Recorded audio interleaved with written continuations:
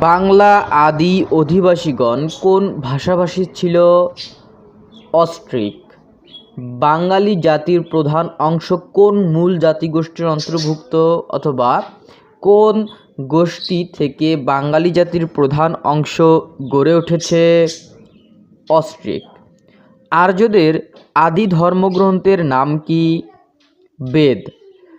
বাংলার আদি জনপদের অধিবাসীরা কোন জাতির অন্তর্ভুক্ত? নিষাদ। আর্য এটি কিসের নাম? জাতিগোষ্ঠীর নাম।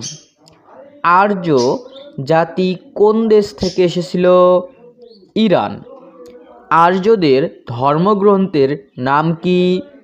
বেদ। আর্যদের আদি অবস্থান কোথায় ছিল? ইউরাল পর্বতের দক্ষিণ ত্রিভূমি অঞ্চলে। দক্ষিণ ভারতের আদি অধিবাসীদের কি নামে অভিহিত করা হয়? দ্রাবিড়।